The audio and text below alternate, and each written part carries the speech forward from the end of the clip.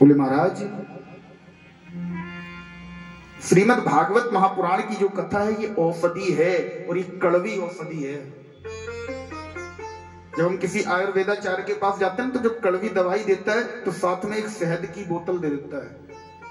बोले दवाई कड़वी है, शहद के साथ मिला के खा लेना तो हजम हो जाएगी।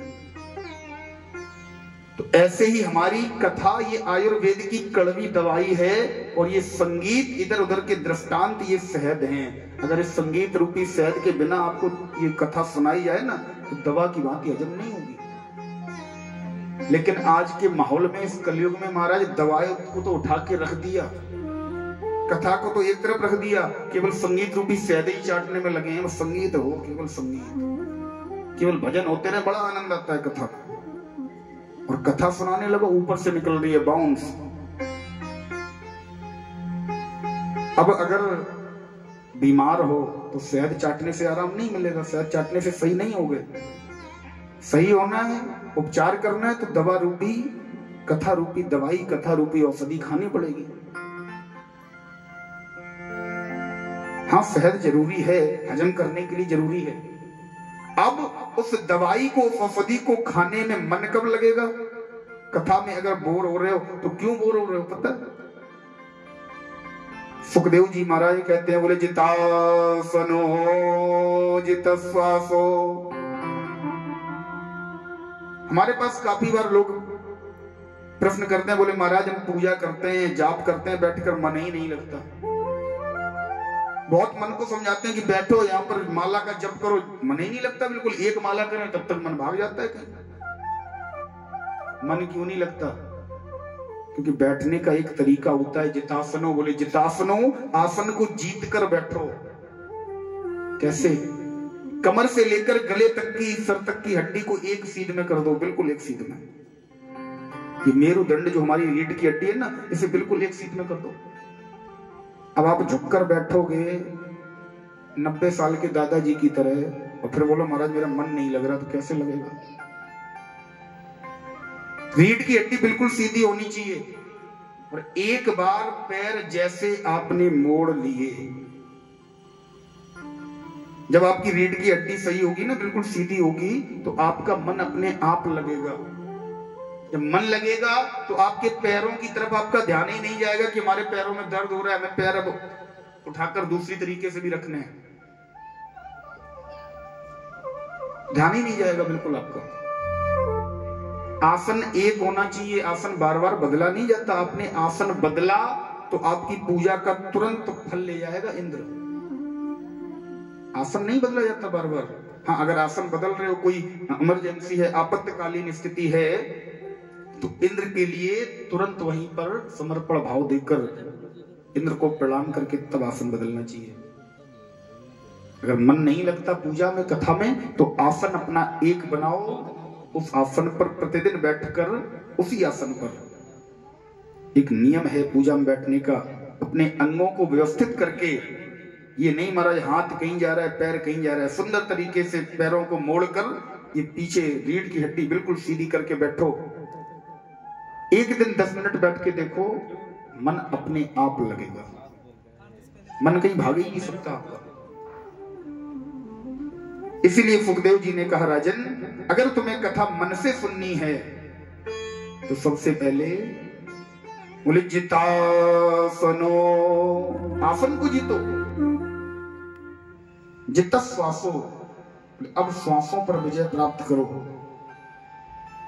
क्यों? बोले हमारे प्रभु ने, हमारे परमात्मा ने हमें जो उम्र दे रखी है ना माता, ये उम्र वर्षों में नहीं दी कि तुम 70 वर्ष जियोगे, तुम 80 वर्ष जियोगे ना, श्वासों में दी है।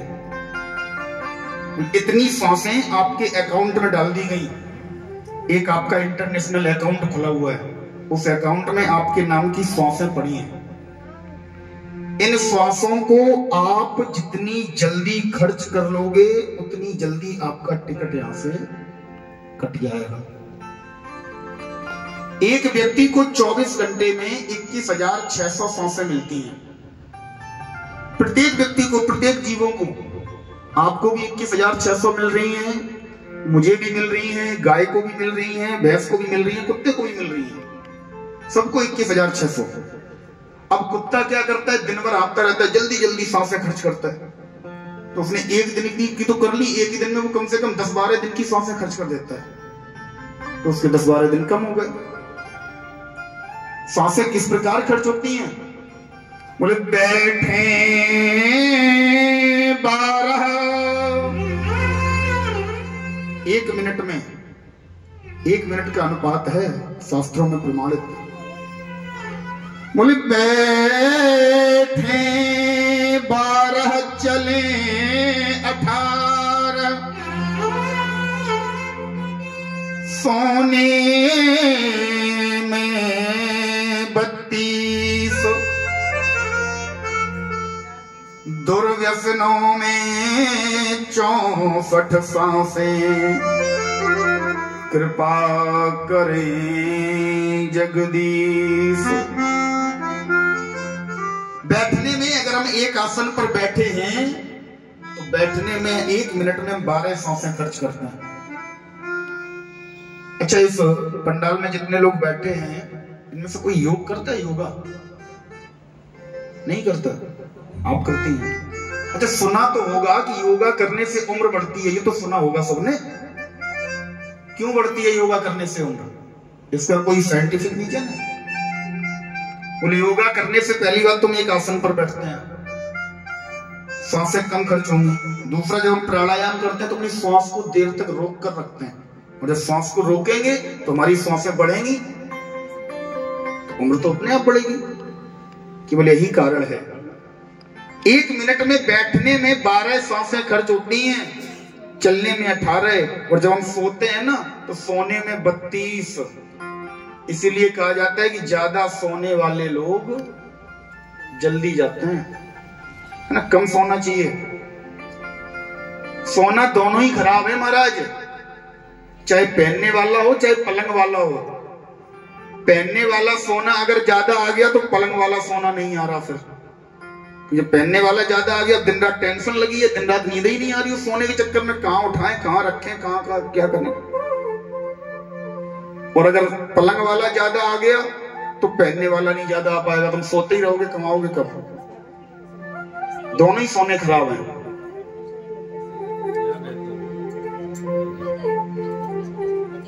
महाराज सुखदेव जी ने बताया, बोले सांसों पर विजय प्राप्त करो।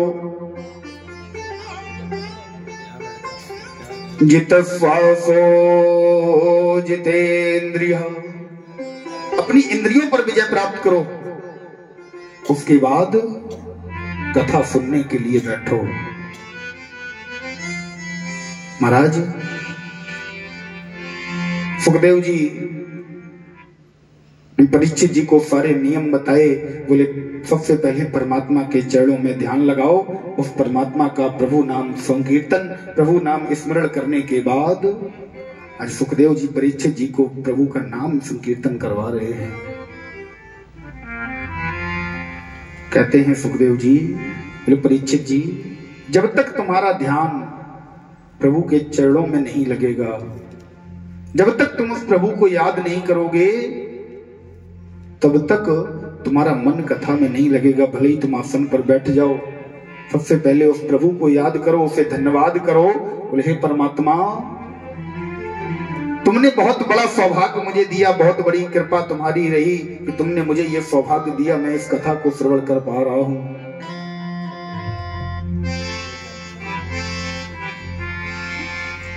आज आइए परीक्षित जी के साथ हम आप सभी 2 मिनट भगवान नाम संकीर्तन करते हैं। तत्पश्चात सुखदेव जी के द्वारा सुनाई गई पावन परीक्षित जी को जो कथा सुनाई गई, उस कथा को श्रवण करेंगे। सभी बोलेंगे बड़े भाव से, राधे राधे गोविंद गोविंद राधे राधे राधे गोविंद गोविंद राधे राधे राधे गोविंद गोविंद राधे राधे राधे गोविंद गोविंद राधे राधे राधे गोविंद गोविंद राधे राधे राधे गोविंद गोविंद राधे।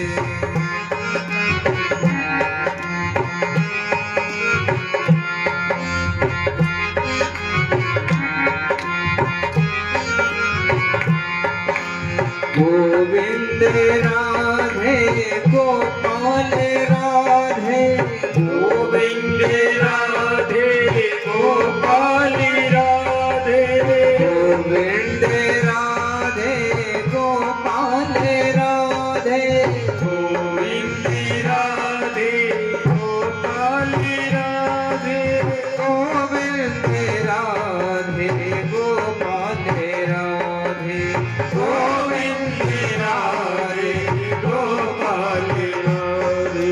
राधे राधे गोविंद गोविंद राधे। राधे राधे गोविंद गोविंद राधे। राधे राधे गोविंद गोविंद राधे। राधे राधे गोविंद गोविंद राधे। गोविंद राधे गोपाल राधे गोविंद राधे गोपाल राधे गोविंद राधे गोपाल राधे गोविंद राधे गोपाल राधे गोविंद राधे गोपाल राधे गोविंद राधे गोपाल राधे। राधे राधे गोविंद गोविंद राधे। राधे राधे गोविंद गोविंद राधे। राधे राधे गोविंद गोविंद राधे। श्री राधे राधे गोविंद गोविंद राधे। राधे राधे गोविंद गोविंद राधे। श्री राधे राधे गोविंद गोविंद राधे। राधे राधे गोविंद गोविंद राधे। राधे राधे गोविंद गोविंद राधे। राधे राधे गोविंद गोविंद राधे। राधे राधे गोविंद गोविंद राधे। राधे राधे गोविंद गोविंद राधे। राधे राधे गोविंद गोविंद राधे। बोले राधे रानी सरकार की जय। सदगुरुदेव भगवान की जय। अपने अपने माता पिता की जय। महाराज श्री सुखदेवाचार्य जी महाराज पांडुनंदन परीक्षित जी महाराज को आज कथा सुना रहे हैं। कहते हैं महाराज ब्रह्मा जी की दो संतानें, एक भाग से मनु जी महाराज और दूसरे भाग से शत्रुपा मैया का प्रादुर्भाव हुआ। इन दोनों ने जिस समय सृष्टि रचना आरंभ की तो महाराज बड़ा सुंदर वर्णन आता है। मनोस्तु सद्रूपायाम त्रिस्ति कन्यास्ति जग्निरे। मनु और शत्रुपा मैया की 3 कन्याएं हैं। आकुति देवहूति प्रसूतिर्दिवे श्रुता।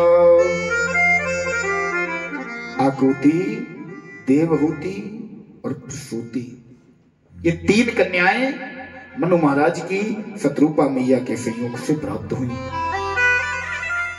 इन तीनों कन्याओं का बड़ा सुंदर वर्णन आता है।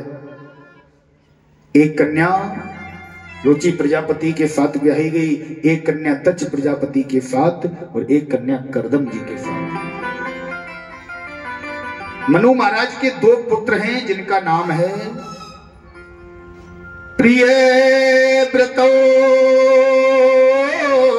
तान पादो सदरूपाया सुतौ। प्रियव्रत और उत्तानपाद नाम के दो इनके पुत्र हैं। प्रियव्रत जी बड़े हैं, जिनका वर्णन आगे चतुर्थ स्कंद के बाद आता है। चतुर्थ स्कंद में बड़ा ही सुंदर वर्णन आया है उत्तानपाद जी का। ये उत्तानपाद जी कौन है? बोले महाराज,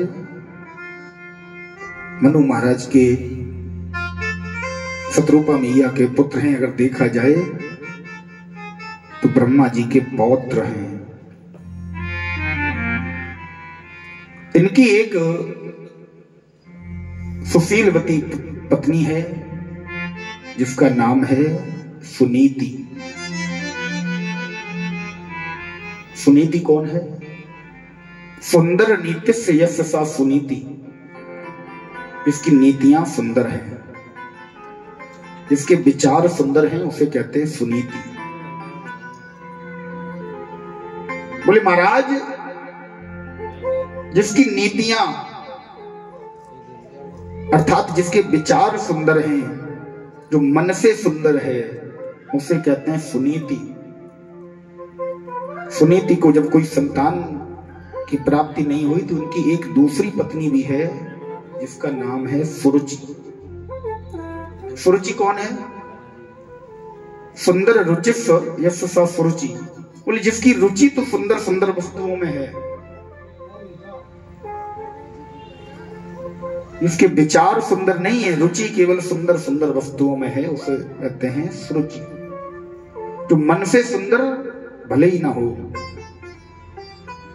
लेकिन तन से सुंदर है, उसे कह रहे हैं सुरुचि।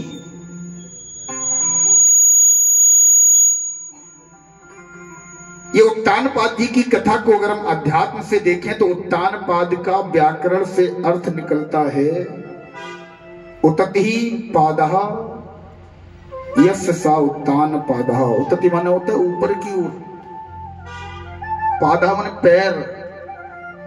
बोले जिसके पैर माता के गर्भ में ऊपर की ओर अर्थात सर पर रखे हों उसे उत्तानपाद कहते हैं।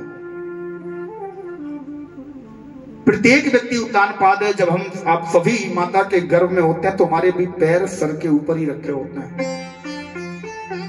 बोले यहां पर कथा में, भागवत जी की कथा में उत्तानपाद जी की दो पत्नियां हैं, एक का नाम है सुरुचि, एक का नाम है सुनीति। तो प्रत्येक व्यक्ति के हृदय में दो विचार होते हैं, एक को सुनीति, एक सुरुचि। बोले महाराज सुनीति कौन है? जब भी हम कोई कार्य करते हैं तो सुनीति हमें बताती है कि इस कार्य का परिणाम क्या होगा। वो नीति के द्वारा हमें बताती है इस कार्य का, ये देखने में भले ही अच्छा हो, करने में भले ही अच्छा हो, करने में भले ही आनंद आए, लेकिन इसका परिणाम क्या होगा सुनीति हमें बताती है। लेकिन सुरुचि वो केवल तुरंत का देखती है। हमारे अंदर भी दो विचार हैं, एक का नाम सुरुचि है, एक का नाम सुनीति है। हम आप सभी उत्तानपाद हैं। अब ये दो विचार हैं कौन? एक हमारा मन, दूसरा हमारी आत्मा। जब भी हम किसी कार्य को करने के लिए जाते हैं, अगर खराब है, उसका परिणाम गलत है, तो हमारी अंतरात्मा से आवाज उठती है, बोले नहीं ये काम गलत है। ये कौन बोल रहा है? ये सुनीति बोल रही है। और जब उसी कार्य को करने के लिए सुरुचि की आवाज आती है, जो सुनीति की आवाज को दबाती है। कौन देख रहा है? यहां तो कोई है ही नहीं, करो, बहुत आनंद है इसमें। उसी कार्य को हम कर डालते हैं, किसकी बात मानकर? सुरुचि की। ये सुरुचि सुंदरता को भले ही देखती हो, सांसारिक सुंदरता को भले ही देखती हो, तुरंत का भले ही सोचती हो, लेकिन महाराज जिस व्यक्ति ने सुनीति की बात नहीं मानी, जो नीति के आधार पर नहीं चला, सुरुचि के आधार पर चला, वो सदैव पतन की ओर गया। एक यही उत्तानपाद जी की पावन कथा है। बोले एक पत्नी का नाम है सुनीति, एक पत्नी का नाम है सुरुचि।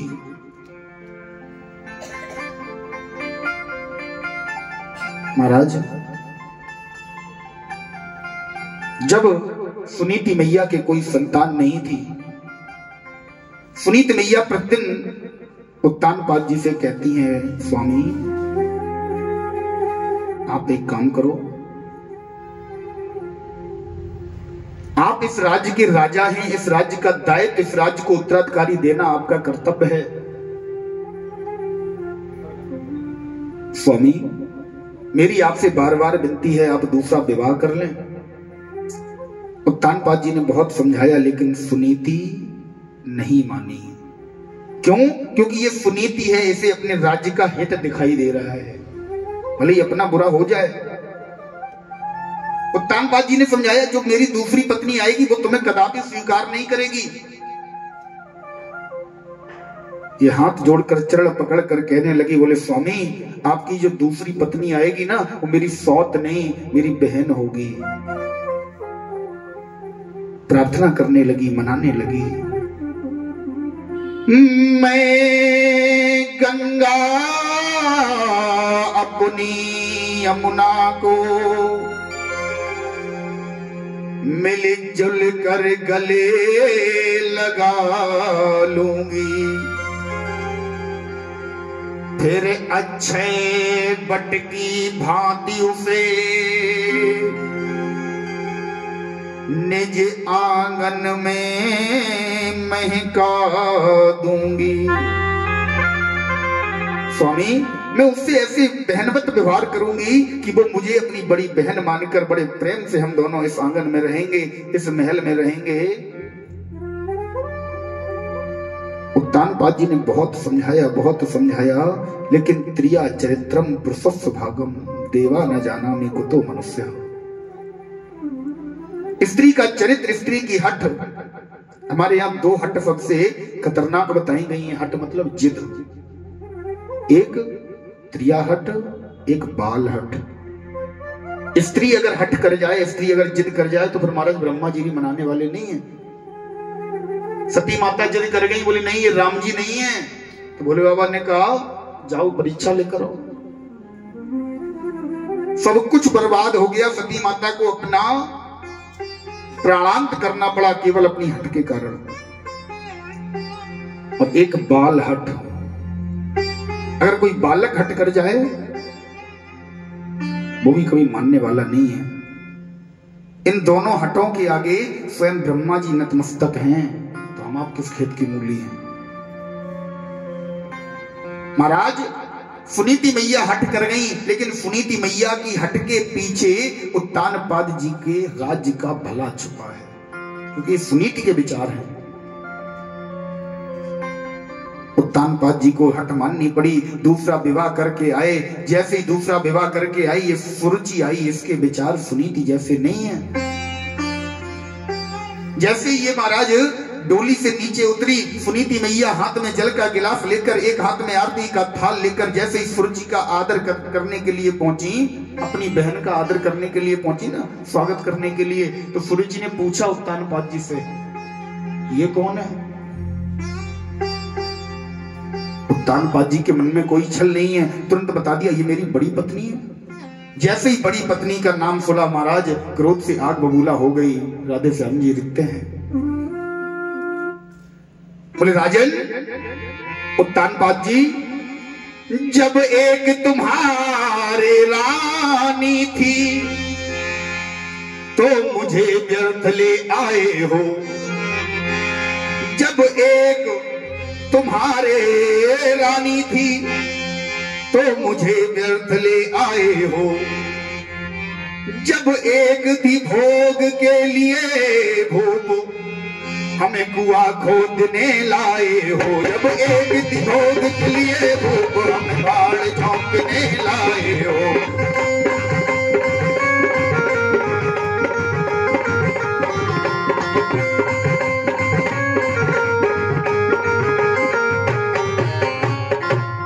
उत्तानपाद जी जब एक तुम्हारे घर पर रानी थी, तुम्हारे घर को, तुम्हारे परिवार को संभालने वाली थी, तो मुझे लेकर तुम यहाँ क्या कोई भट्टी खुदवाओगे, कोई कुआं खुदवाओगे, क्या काम करवाने लाए हो? मुझसे कोई मजदूरी करवाओगे? उत्तानपाद जी, तुमने ये अच्छा नहीं किया। अब इतना तुम एहसान करो, अब इतना तुम एहसान करो, मुझको पीहर में पहुंचा दो। तुम इसके साथ बिहार करो, मुझको मेरे घर पहुंचा दो। तुम इसके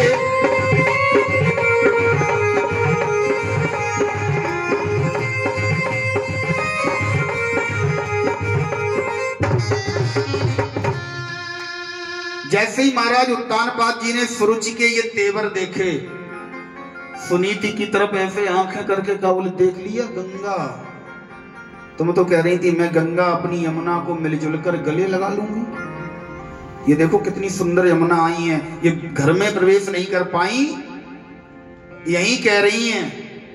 क्या कहा सुरुचि ने?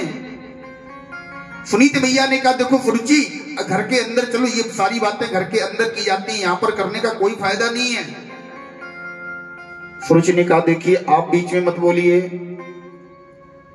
आप अगर चाहती हो मैं घर के अंदर जाऊं, तुम अगर चाहती हो मैं घर के अंदर जाऊं, तो एक काम करना होगा, अभी तुरंत अपना बोरिया बिस्तर उठाओ और यहां से बाहर निकलो। क्यों? एक म्यान में कभी दो तलवारें नहीं रहेंगी। अगर तुम जब तक इस महल की पटरानी हो तब तक मैं घर के अंदर नहीं आऊंगी, और अगर तुम चाहती हो मैं इस घर के अंदर आऊं, मैं इस महल में आऊं, तो तुरंत यहां से तुम बाहर जाओ। उत्तानपाद जी को बड़ा दुख हुआ, बड़ा शोक हुआ। बोले जिसके कहने पर मैंने विवाह किया उसी मेरी पत्नी को ये बाहर कर रही है।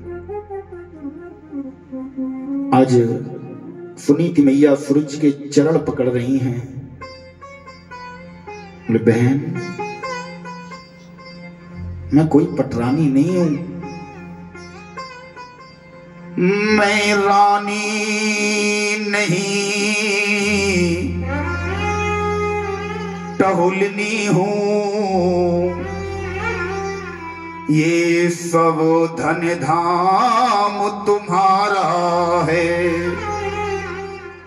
हे बहन मैं यहाँ इस महल की कोई पटरानी नहीं हूं, मैं तो एक नौकरानी हूं। तुम जो भी कार्यों के लिए तुम बोलोगी मैं सारे वो कार्य करूंगी। ये सारा महल, ये पटरानी का पद, ये राज सिंहासन सब कुछ तुम्हारा है। मैं रानी नहीं टहुलनी हूं, ये सब धन धाम तुम्हारा है। आओ अपने घर को देखो, मेरा तो एक सहारा है। बहन मेरा केवल एक सहारा है, मैं तो केवल देखभाल के लिए केयर टेकर बनकर रह रही थी, मेरा कोई रोल नहीं है, मैं कोई रानी नहीं हूं। तुम खेतों पर जाने की बात कर रही हो ना। सुनीति कहने लगी बहन इससे हमारे राजा की बदनामी होगी, इससे हमारे राजा की छवि खराब होगी। मुझे इस महल में कहीं भी एक छोटा सा कोना दे दो, मैं उसी कोने में पड़ी रहूंगी। 2 रोटी बहन दिए रहना, मैं तेरा लाल खिलाऊंगी। ऊपरी टहल में कर लूंगी, जब जैसी आज्ञा पाऊंगी। तुम मुझे केवल एक नौकरानी, एक दासी की भांति किसी भी कोने में एक छोटा सा स्थान दे दो, केवल मुझे एक वक्त 2 रोटी दिए रहना, मैं तेरे बालकों को खिलाऊंगी, जो भी तू कार्य बोलेगी सारे कार्यों को करूंगी। महाराज आज इसने एक नहीं मानी, सुनीति मैया की एक नहीं चलने दी। सुनीति पर सुरुचि हावी हो गई, निकाल दिया घर से बाहर। खेतों पर जाकर सुनीति मैया खेतों पर निवास करती हैं। भगवान की कृपा से दोनों रानियों ने गर्भ धारण किया।